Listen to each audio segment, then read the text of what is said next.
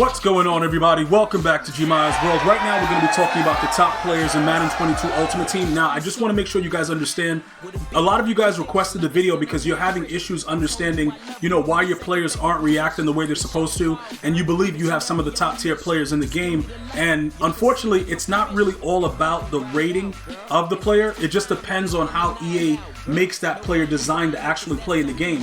There's a lot of hidden traits that are in your players that we just don't know about, and we have to find out through other sources, like if they're clutch and stuff like that. The cards still don't really give you a lot of information about stuff like that, so I understand the concern and the questioning behind it. So we're going to go ahead and talk about a few things, right? For instance, why a lot of people are using Derrick Henry still as a QB out of position.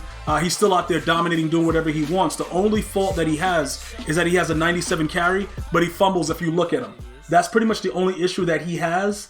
But as far as some of the other top cards, we're going to go over to the overall rankings that are available in the auction house right now to kind of break it down, to give you guys more of an assessment to why I actually use, I use Jared Cook and Darren Waller. I know Kyle Pitts is faster. I know that, obviously Uncle Vernon Davis, he's a lot faster, but they just work for me with what they do. And a lot of it has to do with that. If a player works for you, even if everybody else, including myself, thinks he's garbage, you got to just rock with him, bro.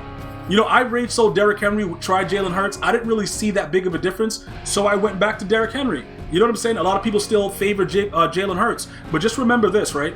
There's the new promo on the horizon. All right, Campus Heroes just dropped. They're going to drop the NFL Playoffs promo next, and a lot of things are going to change as far as what players are top and what what players aren't. So just keep that in mind as we go through this list. So currently there are no 98 to 99 overall players. So if you go and search it at the time of watching this video, there'll be none. So I'm going to start with just the 96 to 97 to give you guys more of an assessment of what other people are saying versus what I have on my team. Now, Brian Arakpo, he's a power rusher, so he probably is pretty decent at rushing the passer. Would I invest in him? Not if you're a Raiders theme team. I rush LT and I rush Khalil Mack, and I don't really care about what this guy's numbers are. Those players work for me. So to go out of my way to make this guy a 92 speed on a, Washington theme team or whatever, it doesn't really benefit me as much. Plus he doesn't have all three. He has the block shed and the power move. He's lacking in the finesse move. So it's not a guy that I would recommend. I like the players that have all three of those: the block shed, the power move, and the finesse move.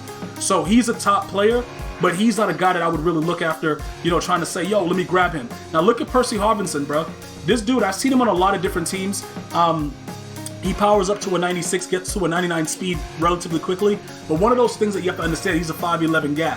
So a 5'11 guy, he's going to burn you on a crosser or a post maybe. But the bigger players on the post, what I'm seeing, like Calvin at a 98 speed on anybody's theme team, he's actually more dangerous than any other player in the game. But these little fast guys, a drag route, a crosser, he's definitely going to destroy your world. All right, but is he a guy that I would say I would put on my squad right now? No. I would just prefer Devin Hester. He's still a 99 speed as well. And, they're both short guys, so it doesn't really matter. So when you look at that right there, if you have a theme team that Percy Harvin played on, fine. But other than that, it's not really anything to go crazy about. Derrick Henry, we already spoke about it. We have him on the squad right now. Jonathan Allen, I've been hearing a lot of good things about this card. Would I spend on it? No. Okay, it's something like, all right, cool. Everybody say, yo, he's really good, G-Mind. Nah, I'm good. I'll hang it out with, with Warren Sappington, and I'll wait until we get an upgrade with him, and then we'll go from there, and I'll rock around with Aaron Donald and put him at D-tackle.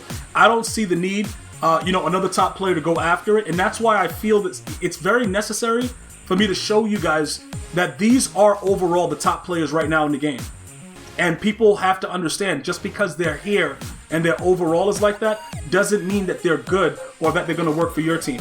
Mike Williams, I don't know why they made him a limited, because this card is just outright garbage. The speed is stupid. He's a physical archetype, which means deep out is 2. There's nothing really good going on about it. God bless you, Charger fans, but it is what it is. I don't think that guy is even worth anything that's going on right there. They made Clay Matthews a run stopper.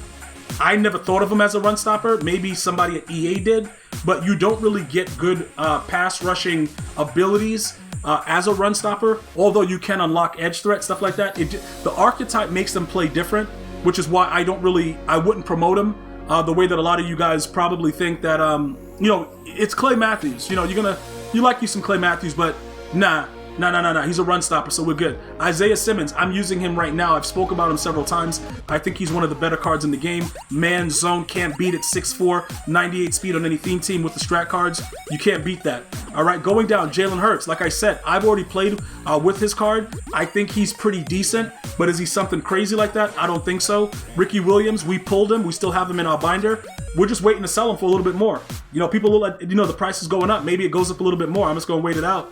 I'm not going to go too crazy about it. The other players, though, Tim Tebow is pretty decent. Marlon Humphrey is garbage because he's undersized. The 6-foot corners, they're going to get dominated beyond belief, and that's just the way the game is.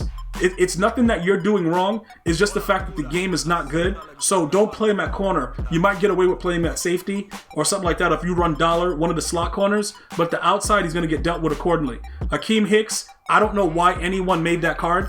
It is what it is. Shout out to the Bears. Alan Faneca is probably the only other card that I think is really, really good. Micah Parsons is pretty decent too, but again, with the way that his card is, I don't like the fact that he's a run stopper. I really just don't like that. But the Alan Faneca, bro, this card is really, really good. When you look at the attributes, he's one of the only cards that are out right now that are highly rated that I would say, yo, bro, he's going to make an impact on your team. The issue is he's a legend.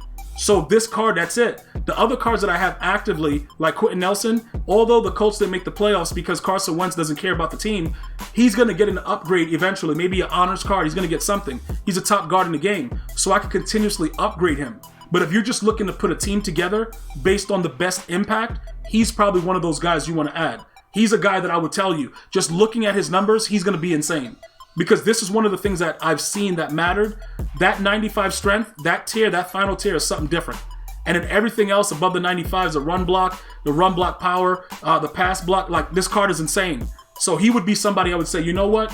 Take a look at it, whatever, and see how it works. So like I said, as far as, when we take a look at Micah Parsons, he's pretty good as well, but is he worth the price of admission right now at $1 million? I don't think so. Especially with the NFL playoffs promo dropping very soon. Devontae Adams, a lot of these new additions with the playoff teams, it's going to shock you what's going to happen when you see some of these upgrades. Because I'm going to tell you right now, Lazard might get a card that's better than this guy just because he's 6'5".